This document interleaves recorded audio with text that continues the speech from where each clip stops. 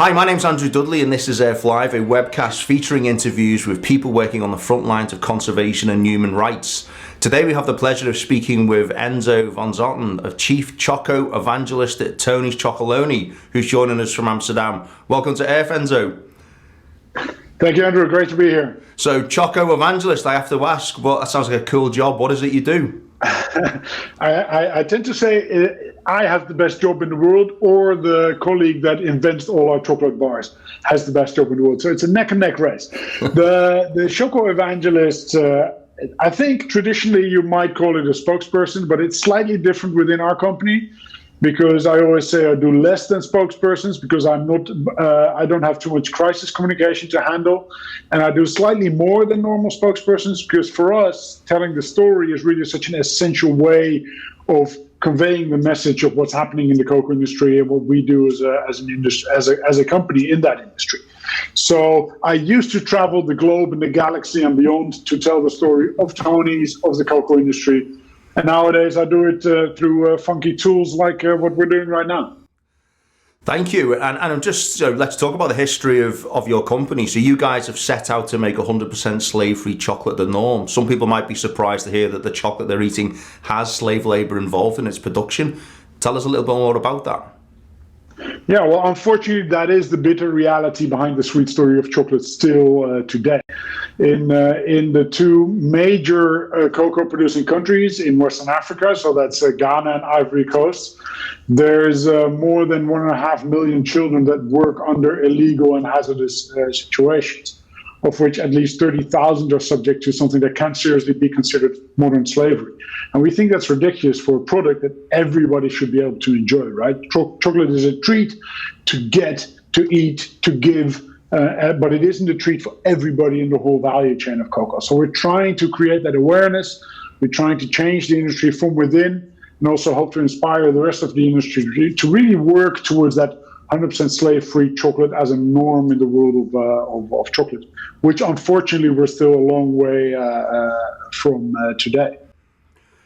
As a company, you guys have one of the most original starts. Your founder videos himself eating a pile of chocolate bars and then turns himself in as a chocolate criminal to the Dutch authorities.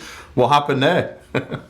Exactly. So going back to the early days, beginning of the 2000s, there was a group of Dutch journalists working for a Dutch television show, which is an investigative journalistic program looking at the reality behind some of the nonsense in food marketing. And they saw this article on page 12 of a newspaper somewhere talking about child slaves being traded for the cocoa industry and this was in the new millennium. They were just flabbergasted. They were like, how can this not be front page news? How can this be a tiny article on page 12?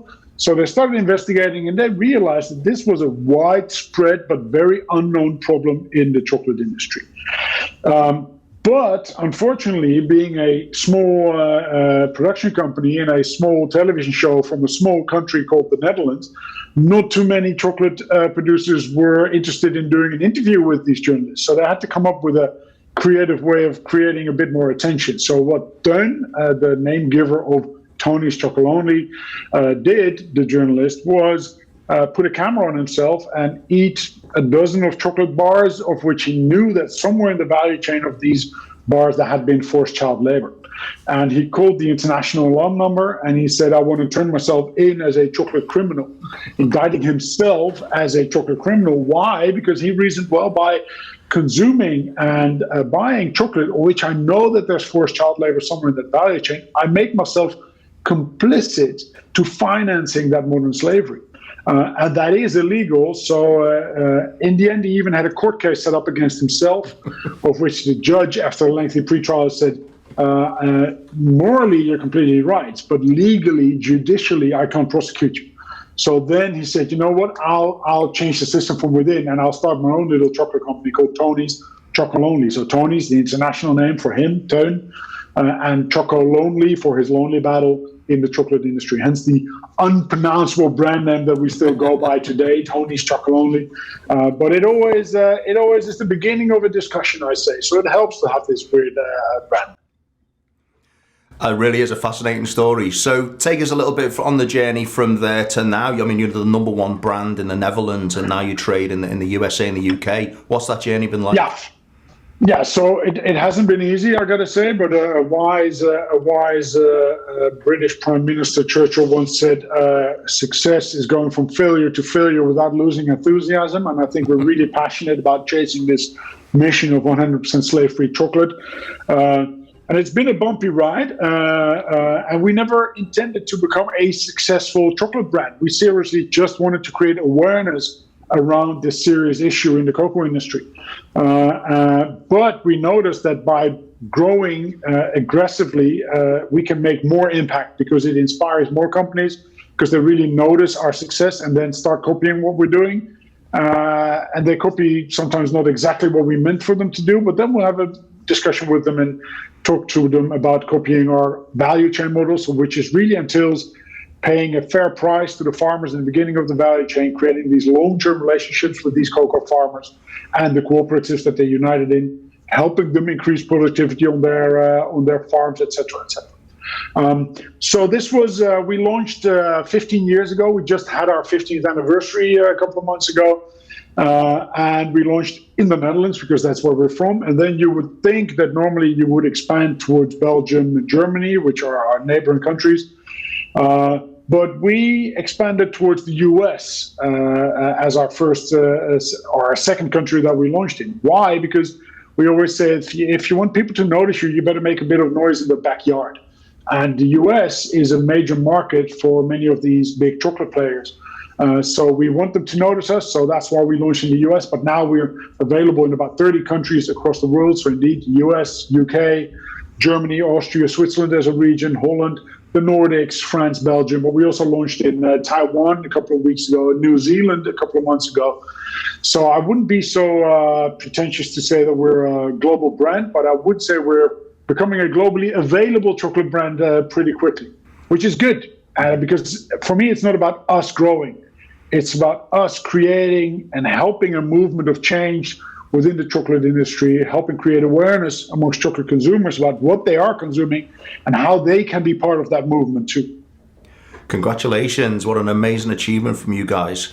So you featured in the Netflix documentary Rotten, where your chief chocolate officer said that if you know what's going on at the beginning of the supply chain, you're not going to enjoy it. How bad is the situation? Yeah. Well, the situation, unfortunately, still is pretty darn bad. The North report that came out a couple of weeks ago still talks about those figures that I just mentioned. So more than 1.5 million children in those two countries, Ghana and Ivory Coast alone, that still work in illegal circumstances, of which 95% even in really hazardous situations. So that means they work with chemicals, with heavy machinery, machetes, and in the worst case, they do forced and unpaid work, which is ridiculous for a product that everybody wants to enjoy. That is still, unfortunately, common practice today, and it's a good thing that there are, I would say, ripples that we're making, but it's not enough. It's really about the rest of the industry joining forces and joining in to make that change, because it is possible. And that is what we want to show that industry, is that this is not a philanthropic niche thing to do. This is something that everybody can do. We're a commercial company. We can do it within the constraints of really doing business and being commercially sound. And that is what we try to show the industry. So it can be done, but there's a long way to go. And that is also, for example, why we've launched a petition for consumers to join forces. It's also why we've launched the Tony's Open Chain platform, which is simply an open invitation to other brands, to retailers, to manufacturers, to not have to reinvent the wheel by themselves again, but joining forces towards those, 5 sourcing principles that we always say that I mentioned earlier on. So it's paying a fair price and long-term relationships. So it's really about, I would say, collaborating towards a better future for the cocoa industry and maybe for a wider idea of a better world for everybody anyhow. Nestle and Cargill recently found themselves in the United States Supreme Court trying to seek international immunity for human rights abuses in the supply chain. You guys submitted an amicus brief towards that hearing. Can you tell us a little bit more about the approach that you took in that? Well, we really think that it's about time that, let me try to be slightly diplomatic here. I think voluntary agreements have shown not to work. We have waited for almost 20 years now for voluntary agreements by the chocolate industry to be followed up by action. And that hasn't happened, or at least not to the degree that we see change really happening on the ground in Western Africa, for example. So we believe legislation should be in place and legislation should be upheld, and companies should be forced to do their due diligence when it has to do with human rights and human rights violations in their value chains. It is that easy. So people should take their responsibility and not shy away from taking their responsibility. And so that is why we put in the Amicus Brief, to really show the seriousness of the situation and to show how committed we are to, well, one, primarily make a statement, but two, also really encourage others to also take their responsibility. This is not about us being or trying to be annoying. It is us pointing everybody, including ourselves, to the responsibility that we have as companies within that cocoa industry. A lot of the big chocolate companies are saying that the problem is too big to solve. What's your response to that? The problem is they use that argument for not doing anything. And I would say if the problem is that big to solve, you need to work even harder towards the solution. How can you embrace child slavery, modern slavery, as something that is there because you can't solve it? We think that's a weird reasoning. We think people should work even harder towards solving a problem if it's there. And we show that it is scalable. I mean, in the early days, you always got this comment saying, yeah, this is not scalable. It's a tiny company in Amsterdam. And then we became market leaders in the Netherlands, and they said this is not scalable. And then we became available in the US and in Western Europe, and they still said it's not scalable. I wonder at what point, whether it's actually when we reach 100% market share in chocolate, whether they will then say, oh, maybe it was scalable, right? So that is why we really actively invite them to join forces, because it's not about us reaching 100% market share. It's about 100% of the market embracing the idea that we can have a lovely, indulgent product like chocolate and still do something right with that commercial success that you create within the company towards the planet and the society around you. It's that simple. So you guys buy your chocolate from the Swiss company Barry Callebaut, one of the biggest players in the chocolate industry. So if you guys can make the claim of having slave-free chocolate, why can't the other companies do the same? First of all, let me set something straight. We never make the claim that we are 100% slavery-free. Why? Because you would always then find yourself running into an incident, because we're always expanding, adding new cooperatives that we work with. And you might run into an incident, which we haven't over the last 2.5, 3 years, of modern slavery. And then people would say, you can't even do it yourself. So that is why we never make that claim, because it's not about us, it's about everybody together creating 100% slave-free chocolate. So that's the first thing. That's why we always say, together we can make chocolate 100% slave-free. But funnily enough, in the beginning, when we launched 15 years ago, and you can see that in the documentary about Tony's, Callebaut wouldn't even open the doors for us to speak to them. And now they are one of our major partners in reaching that goal, because and why specifically do we work with Callebaut? Because they are the biggest chocolate producer in the world. And we say that if people say this can only be done by this tiny company in the Netherlands, we simply need to point them to the fact that Callebaut is one of our strongest partners in our Tony's open chain platform, working towards that 100% slave-free chocolate. And if the biggest chocolate producer in the world can do this, then nobody can hide behind the fact that they can't. So that is why this is such an important partner for us. Do we still think even our partner Callebaut could speed up their efforts towards that mission? Yes, definitely, because that's our goal, to really keep pushing on that we can speed this up. Thanks for that clarification, Ynzo. So you guys are familiar with Mighty Earth, the Washington-based organization that kind of lobbies the chocolate makers to clean up their act. Every year they have the Rotten Egg Awards. You were the proud recipients of the Golden Egg Award. I think the only company to receive that. Tell us a little bit more about that and the role those guys are playing in the industry. Well, this was a good reaffirmation of that what we're doing is resonating with people, and we love to get these awards. And this was also obviously important for us for the US market, which is an essential market for us.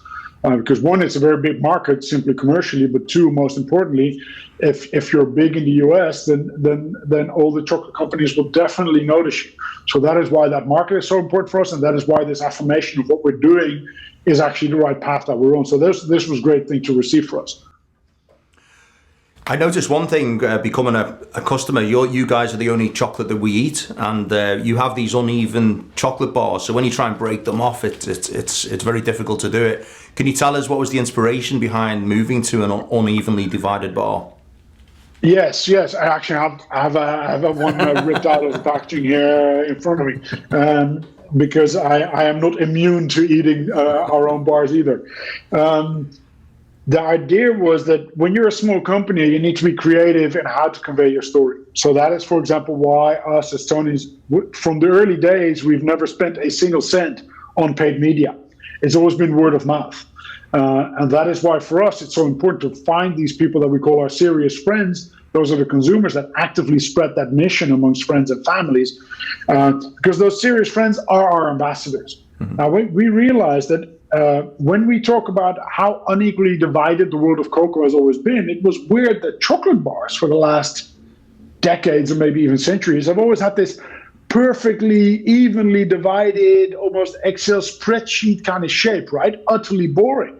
And we realized that's weird. So let's make our bars unequally divided, because our bars tell the true story of the unequally divided world of cocoa in its purest form. So our bars actually become a discussion piece. If you open a bar of Tony's at dinner table or wherever you open bars of chocolate, the person next to you who doesn't know the story of Tony's is bound to ask you, why is that bar so annoyingly unequally divided? And that makes you have to spread that story of why that bar is unequally divided when you know that story. And that means that in that evening, one person has, how do you call it nowadays in COVID times, has had the replication number of 1.0. So then somebody else knows the story of Tony's as well. So that would be a positive infection, I would say. And that is why we made our bars unequally divided. And it's not everybody is that happy with it, because specifically our dark chocolate bars that have a harder snap are a bit harder to break open, especially when you have them in the fridge, as some people do. But that is the story of the unequally divided chocolate bar. And some people think it's randomly unequally divided, but that is not true, because maybe I can put it on cam here. Mm-hmm. Actually, this is actually the equator, and this is actually the map of Western Africa with the major cocoa producing companies in our bars. The rest is randomly, and kids tend to always go for the brand block because it's the biggest. But Amazing. Hey, so apart from eating the chocolate, what is it that consumers can do to support your work? Well, apart from eating chocolate, which is always a great idea, obviously, but I'm not here to spread any commercial story, is to really join forces, and maybe they can see it here on camera, to sign that petition that we have. And if the QR code isn't scannable, then it's tonyschocolonely.com/petition, where people can sign a petition that really puts pressure on governments to have that legislation in place, and puts pressure on organizations to really take their responsibility when it comes to eradicating any forms of modern slavery in their value chain. So they can be part of this movement that we try to create. So we really encourage people to sign that petition. That's the major thing that people can do nowadays. But obviously, aside from buying or eating our chocolate bars, is really spreading the story of the bitter reality that still exists in that sweet world of chocolate, because still so many people are unaware of this. Thank you. And just in closing, would you like to make any final remarks? Never think you're too small to make a difference, I would say. Whether you're an entrepreneur or an individual, I think we're the living proof of that people can, within a couple of years, become quite successful in conveying a story and creating awareness when it comes to from something that is really truly ingrained in your, I would say, in your heart or in your soul, that you want to fix a problem that's there in the world. So never think you're too small to make a difference will be the one message I would like to convey. I watched an interview that you gave a while ago, and you said in that interview that if you feel you're too small to make a difference, try sharing a room with a mosquito. Exactly. We're the mosquito in the room with the chocolate industry, I say. Excellent. Well, Ynzo, listen, it's been an absolute pleasure to speak to you today, and keep up the good work and making an example to the rest of the chocolate industry. Thank you. Thank you very much for having me, Andrew, and stay safe and stay healthy, and take care of yourself, but also take care of the people around you. Will do. Thank you, sir.